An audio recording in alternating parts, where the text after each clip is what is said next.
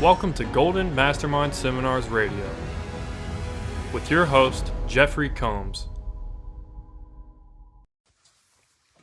Jeffrey Combs, welcome everyone. 2-4 Tuesday. Good to be here with you on a beautiful Tuesday afternoon, last Tuesday, August, year of our Lord, 2022. Topic for today's Facebook Live is emotionally addicted to a set of feelings. Welcome everyone. It's good to have you here. Taking a deep breath. I've been coaching all day, back to back, and have a full afternoon of coaching. 1, 2, 3, 4, 5, 6, 7, 8, 9 hours of coaching in this morning as we reach 1 o'clock this afternoon Pacific. Good to have you here. The topic for today's Facebook Live is emotionally addicted to a set of feelings. I'm going to let the Facebook Live populate, and then I'm going to move into the inspirational portion of today's Facebook Live. It's good to be here with you. Good afternoon, everyone. David, how are you today? David Hammer from New Jersey. Is that right, David? Welcome to today's Facebook Live. David, are you a Michigan grad, I believe, if I remember? Is that correct? I see Wojo in the background. Wojo, good to see you this afternoon. Cassie, good to see you this afternoon. So here is the syllabus for today's Facebook Live. David, was I correct that you? Yes, David says I was correct. He's a Michigan man. Maize and blue. Good to have you here, David. Wojo, good to see you this afternoon. I am honored to be your coach for another year, Wojo. So good to have you here this afternoon. Congratulations on your successes. I see Haley has joined us. Always a privilege and pleasure to have Haley on Facebook Live with me. Topic for today's Facebook Live is emotionally addicted to a set of feelings. I'm in recovery of this myself. I'm a recovering drug addict, alcoholic, serial cheater, pathological liar, and a whole host of other situations that I'm in recovery of. 34 years on drugs and alcohol and 13 years on codependent recovery. Kayla has joined us here this afternoon. Kayla, awesome to be here with you. Tracy, good to see you. Who else did I see? I thought I saw a young man that I coached once upon a time. Go ahead and pop out here and say hello if you can. Let me know you're on today's Facebook Live. Tracy, your branding is amazing. I've been watching your content consistently improve, and your transformation is awesome. I met Tracy 2018 that's Tracy Calvert, who is a leader in the direct sales industry. I met Tracy in 2018 in Ponte Vedra, Florida. You remember that, Tracy? You're a completely different woman than that. That was 4 years ago. So good to see you. Caesar, good to see you. Joe, good to see you this afternoon. Content for today is emotionally addicted to a set of feelings. Let's move right into this. Here's a book I highly recommend by Dr. David Hawkins. This is a very underrated book of his and a book I highly, highly recommend. There's a chapter in this book called The Razor's Edge. I highly recommend you watch the movie The Razor's Edge, the original in 1946, a book written by Somerset Maugham in 1922. It is a phenomenal book, and the topic itself being on that edge. So when you have moved into recovery, you're moving into emotional recovery, and we all have these challenges. We all are addicted to sets of feelings, and the feelings that are emotions are anger, hate, resentment, abandonment, rejection, overwhelmed feelings, grief, apathy, pride, guilt, and shame. And then in the anger category, there's disappointment and frustration, similar feelings. So the feelings that I was the most prone to relapse into as a child, as a teenager, as adult, and in recovery is the anger family. The anger, hate, resentment, and then hate and resentment specifically brings up sensitivity and defensiveness. So I could go from 0 to 90 in anger. Now, fortunately, I was not one of those road rage guys, although I have had friends who are the road rage guys. I was once driving down a freeway in Dallas with one of my friends, and he locks up the brakes, jumps out of the car, reaches under his seat, pulls out a handgun, and is threatening these guys behind us. And I'm like, oh my God. I mean, that's the only time I've ever experienced road rage in my life. But that I know that I've coached clients who had parents who experience that. So if you grow up in a family where it's highly dysfunctional, if you have parents that are highly narcissistic, if you're in a family where you're an adult child of alcoholics or an adult child of narcissists, and you had parents, brothers, sisters who hated you, picked on you, singled you out, traumatized you, any multitude of situations, it's very easy to become addicted to a set of feelings. And the greatest lie that we tell ourselves is we are not good enough. So the breakthrough factor, which was the title of my book in 2018, the breakthrough factor begins with observation. Now, David Hawkins in this book right here, in all of his books, he covers this. Josh Moran, good to see you. So Josh says road rage was a daily occurrence growing up. Everyone give Josh a hand. Josh just became recently engaged. So Josh, I saw your pictures. So he says he's experienced this. But in this book right here, Hawkins covers what he calls the experiencer. So the experiencer in that content means you're able to experience the feelings and you're able to objectively see the package, the picture of what is going on, and you're able to not be attached to what's happening. That's the non-attachment phase of what is important for you to learn, understand, and let go of. And you're able to breathe, release, and just step right into that feeling. Breathe. It's like you step into it, you breathe it, and you release it. Now, those of you who are skilled at it, you understand the benefits of that. Once you start to master these, you can now teach it to a team, to a soulmate, to a culture. You can teach it to your friends. You can teach it at your own seminars and events, because you're actually learning to live the always let go lifestyle, meaning that you're always letting go, that you're no longer addicted to the emotions. You can still experience the emotions without being addicted to them. So because you're human, you're going to be angry. Because you're human, you're going to feel rejected occasionally. Because you're human, you're going to relapse emotionally. But that doesn't mean that you're going to have a binge night.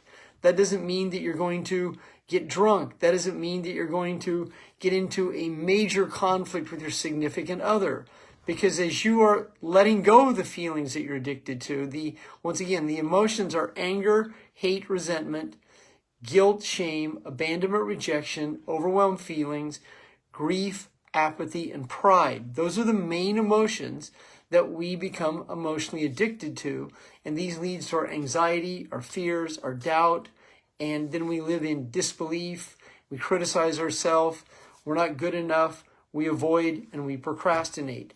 These are the most common commonalities, the collateral damage of being addicted to a set of feelings. And then factor, if you are addicted to anger, or you're addicted to resentment, or you're addicted to abandonment, well, how's that going to show up in your relationships? When you have abandonment issues, you're going to attract people and situations so you can feel those feelings.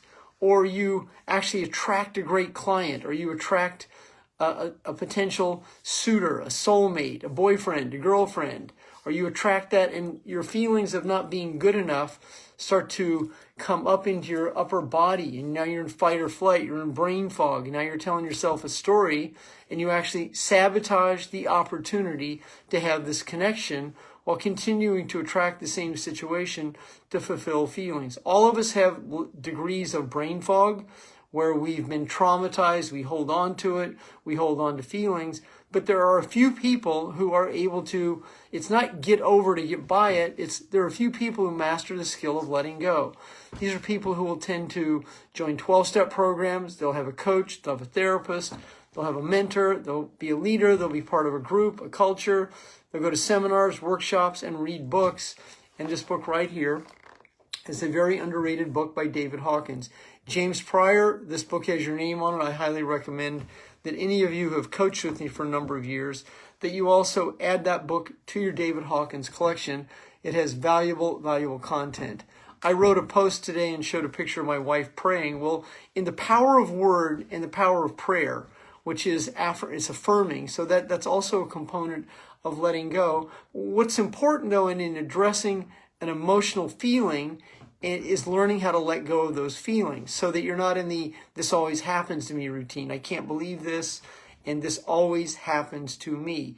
So narcissistic tendencies come from the always and the never. So when someone's saying, you always do this to me, you never are there for me, that's the always never routine that many people use to gaslight you, ghost you, and seduce you into believing that you are not good enough. And when you're addicted to a set of feelings, it's very common, and you've seen this. If you haven't done it yourself, you've seen this in other relationships where people go back to a perpetrator, a violator. They leave, they move out, and yet you find out later that they're back in the same relationship. Or they keep going back to the same well. They keep going back to their same family.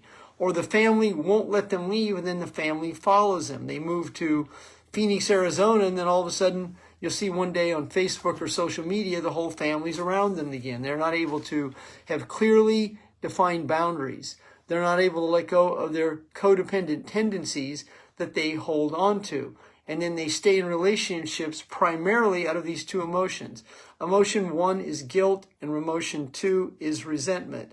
How many of you have been in relationships where you either felt or were guilted by someone to do something that you resented doing, but you did it anyway, not really understanding there's a payoff to this? One of the most challenging aspects of coaching that I encounter is assisting my clients to understand that there is a payoff in what they do. And it's very challenging for many people to go, payoff? Well, what do you mean a payoff? Well, why would I want to be angry? It's not so much that you want to be, it's that the mind-body connection keeps recreating the same situation to fulfill the same feeling. That is a payoff. And in recovery or consciousness, in sobriety, you don't require a payoff. Another commonality that people who don't really understand this process, well, what do I fill it with? Well, you don't fill it with anything. Letting go doesn't require a filler. So if you let go of eating bad food, well, you don't require to fast to do that. You don't require exercise to fill that up. I mean, you don't require anything, because in a state of being, you are being. There's no filler. So when you're trying to fill something up, that's force. When you let go of force, you're in power. And power requires no outside influence. Roger, good to see you this afternoon. Jimmy Green, Daniel Weiss, thank you for being here. I believe from the other side of the pond. Monica Nicole, good to be here. I'll be the hole in the donut, Haley said. Roger, good to see you, my brothers. Good to see all of you here this afternoon. And every one of you that I see here today, I know that every single one of you that I have coached, you are in the process of letting go. I've witnessed it. I've facilitated with you, and I'm watching many of you become your own mentor on teaching yourself how to be this person who can let go on command. It is a very liberating experience. Susan Dampier has just joined us. Susan absolutely crushed an interview with me. Susan interviewed me last night on Zoom in front of about 50 of her teammates, and she absolutely crushed it. And so Jerome, good to see you this afternoon. Oh my God, Jerome, good to see you. Jerome, it's awesome to have you here with me this afternoon. So how many of you are beginning to have a better understanding? Diane, my homegirl. How many of you are starting to understand what it means to be always letting go? And it becomes an affirmation. So I'm always letting go. I'm always letting go. Speak into existence, reality you are creating. Diane, reach out to me. I'd love to connect with you. So how many of you are starting to live this let go lifestyle? I mean, I'm watching people. I've been coaching for 24 years. I've been teaching letting go for 24 years. Now, I started out in 12-step programs with the bumper sticker that said, let go, let God, that really crossed the bridge for me. So I had grown up with no spirituality. I had no religion. I was agnostic atheist in my 20s as an addict. And I started to read Florence Scovel Shinn. I started to read Louise Hay. I started to read Dr. Wayne Dyer, John Bradshaw. These were the late 80s when I became clean and sober, 1988. And I also started to follow Beverly DeAngelis. I later shared the stage with Beverly DeAngelis in 2006. So James said step 3. Yes, very good. So that's so good to see you on here today, that you're practicing the let go lifestyle. I mean, it saves you so much time not to be in conflict with people. It allows you to let go of being right. And as you let go of being sensitive and defensive, then you're not wasting time validating, justifying, explaining yourself. And when you understand that you're an adult child of narcissist, or an adult child of addicts, an adult child of alcoholics, then you're not blaming other people. You're able to recall and understand, observe the experiences, and be able to separate your feelings from them and let them go. When you get a text from someone that you've been in conflict with, or a message from someone that's controlled you and your body's in fight or flight, well, that feeling you're into is either going to be rejection, abandonment, because you got in trouble, you made a mistake, you're going to get called out, singled out. I mean, this is the sensitivity defensiveness. So that means your body's in a mind-body condition where you're like 0 to 90, just like this. And as you have a better understanding of that, and you have a longer breath cycle, you breathe, release, and let go. James just said, found a new AA home in Palm County that has 450 years sobriety in the midst. That is amazing. Haley said, sensitive and defensive, the belief that all people mistreat me. Way narcissistic parent did. That is amazing. So many of you are really starting to let go. It is very liberating for you to let go. All right, so here's some of the content that I put on my notes for the call. So I put right here, the events that shape your feelings. Well, the events that shape your feelings, if you're born into a family and you're an accident, if you're born into a family and you're a burden, if you're the last child of 8, or any multitude of situations, or you're labeled as a slow learner, or any multitude of situations that happen, it's very easy to become addicted to being rejected, abandoned, and not being good enough. Or if you're resented because you're prettier, or you're smarter, or you're more talented, or you're more athletic, or you're singled out and traumatized, or any multitude of situations. If you're sexually abused, physically abused, all of these events are what shape our feelings. And but if you're in denial and you can't remember, and you tell yourself, oh, my childhood was a blur, and you live in that state, well, it's time to really let go and understand why you do what you do, so that you are not the mind-body connection to the events that shape the feelings. You are living letting go, and you're separating your feelings from those events. You're accessing your higher power, and you are also living in the present a lot more frequently. You're not in the pain of regret or the anxiety of the future. You're right here and right now. And so you're breathing, releasing, and letting go. It is such a skill to master. And it's such an asset, because letting go goes everywhere with you. So when your plane gets delayed, you're like, oh my God, oh, this always happens to me. Instead of your plane gets delayed and you turn that lemon into a lemonade, because you find something empowering you can do. You write a great article while you're waiting.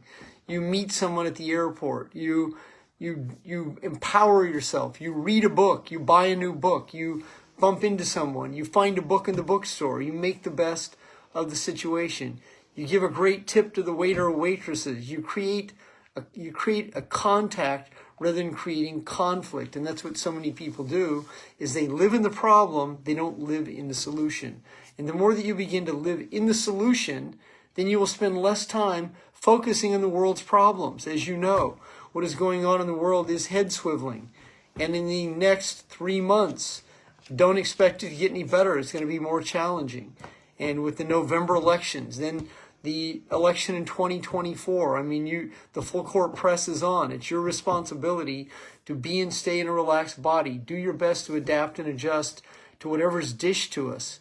And they're going to dish the rock to us. You have to be able to deflect it and keep moving. And do your best not to let that rock hit you and take you down. You got to be able to stay focused on what's going to bring you your greatest return on energy and time. That's results, living the solution, accessing peace, creating relationships, being an ambassador of change, goodwill, and do your best to empower yourself while empowering others. Let go of your rescuing tendencies. Let go of feeling guilty. Do your best to let go of being resentful, and do your best to be your best self. Instead of whining and complaining and saying, nobody gives me any love. Well, no one's going to give you any love when you're not sending it out there. And that's unfortunately what so many people do. They have expectations, then they're higher of their own skills. They have expectations of others, but they don't have the same expectations of themselves. Oftentimes there's false expectations. And so the more you let go of these false expectations, entitlement, the more you let go of no one's giving you any love, the more you let go of instant gratification, and you breathe and relax into learning the skills, the habits, and the mindset of being your best self. The skills, the habit, and the mindset of being an entrepreneur, a business owner, a great employee, employer, whatever it is that you're being your best self. My name is Jeffery Combs. I'm the president and founder of Golden Mastermind Seminars Incorporated. If you're on my Facebook Live here this afternoon and you have not accessed a free 20-minute call, feel free to go. I'm looking at my laptop, so go right up there on Facebook Messenger and send me a message, and I will respond to you within 24 hours. Or if you're an existing client and would like to add on your existing coaching, feel free to go right up there and send me a message, and I will let you know what my value proposition is for the end of August and the 1st of September. Have a great afternoon, everyone. Thank you so much for being here this afternoon. If you have not hit the like button, hit the like button. It will keep you in my feed. If you just joined me here the last few minutes, Deanna, good to see you.